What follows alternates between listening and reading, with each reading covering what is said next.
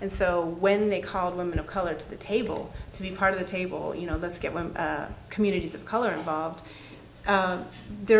women of color would say, well, yes, we want to talk about abortion, but we also want to talk about our access to family planning, and we want to talk about our communities that have been sterilized, and we want to talk about how poverty affects women of color. And we can't talk about abortion and women of color without talking about all of these other things.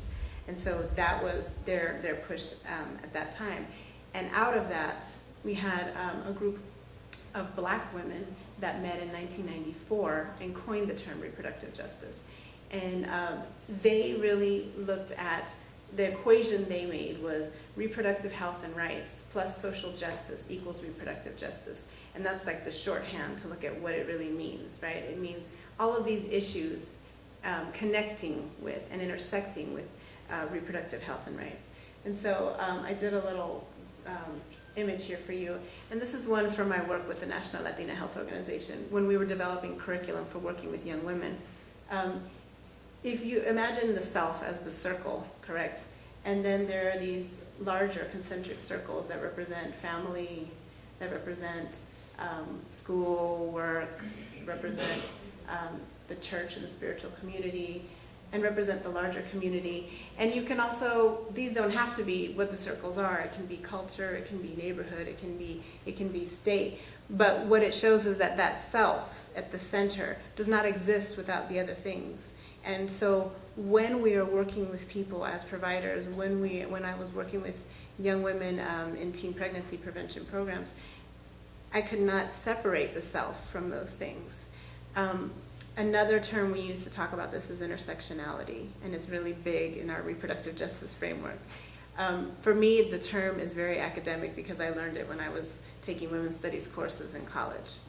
But again, this picture could be changed up and the self could still be that circle, but you would have lines going through it that represent possibly the woman's race, or the person's race, the person's gender, their socioeconomic status, their immigration status, their disability, their age, all of those things. And so this is something that all of us have. This is not something, and reproductive justice is not something that was ever created to be only for and about women of color. It's about everyone. There's reproductive justice for all.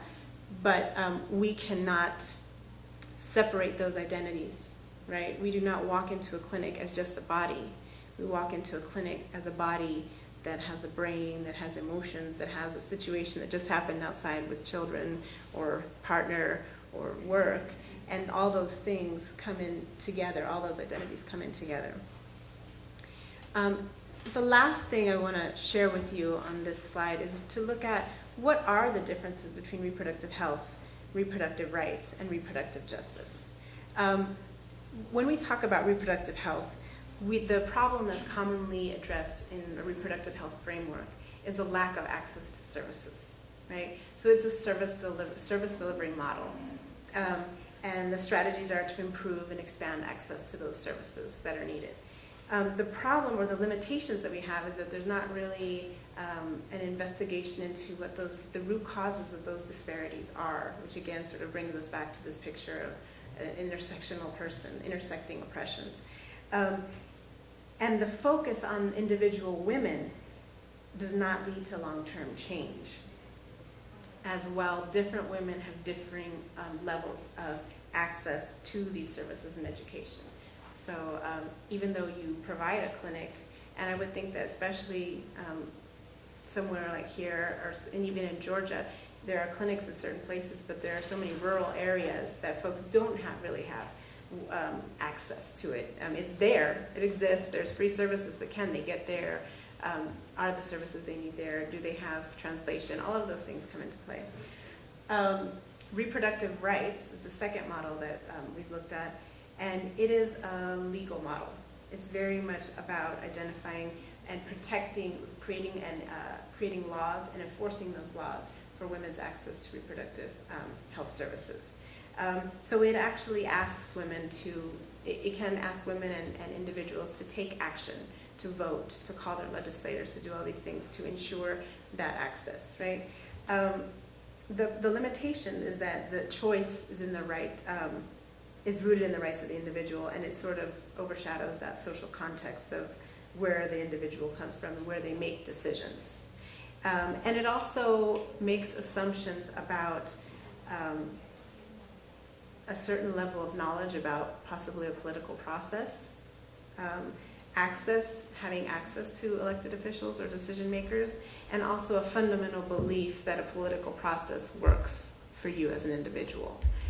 If you've seen your whole life that your community is neglected, what is your investment in calling an elected official that has not supported you before?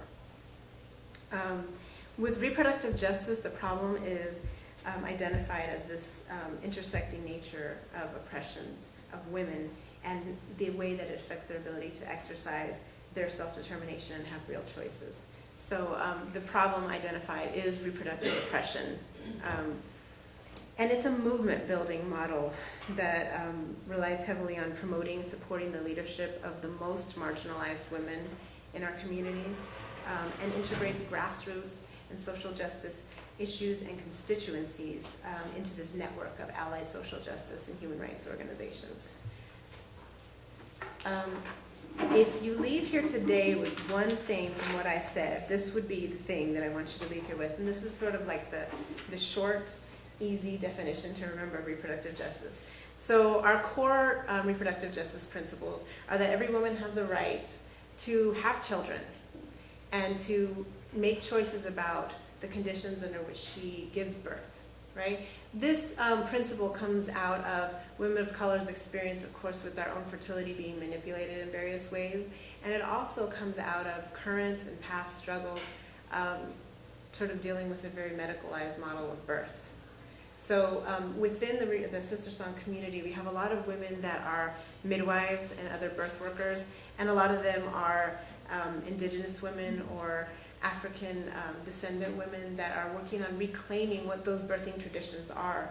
And we're clear that, we see the research on outcomes with midwifery and the midwifery model of care.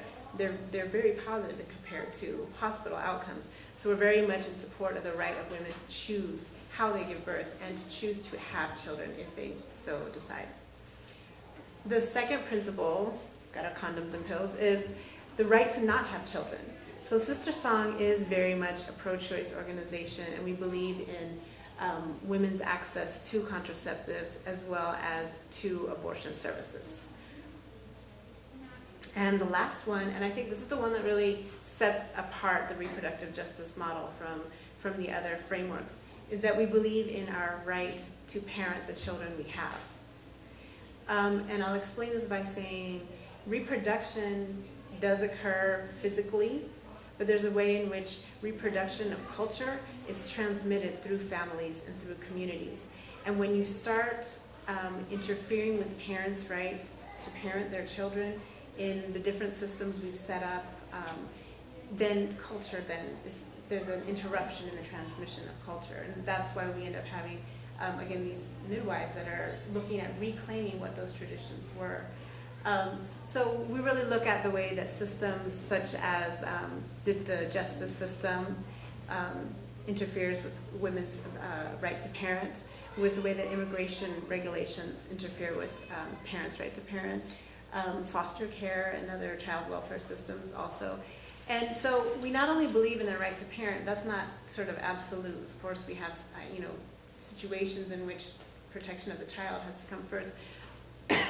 But we also believe in the provision of supports to do that parenting. So it's not just to identify that there's abuse going on, but how can you help that family to have the conditions it needs to parent the children in a healthy way? And all of these kind of are born out of this historical context of women of color and in this country and the ways that our reproduction and our bodies have been controlled. And I think that it's this relates to sort of the international theory of population control. We also look at that domestically in the ways that women of color's fertility have been interrupted. I think all of you probably, as providers, know about, things like Norplant. Norplant was an implantable contraceptive, and it was pushed highly on young people and on our communities of color.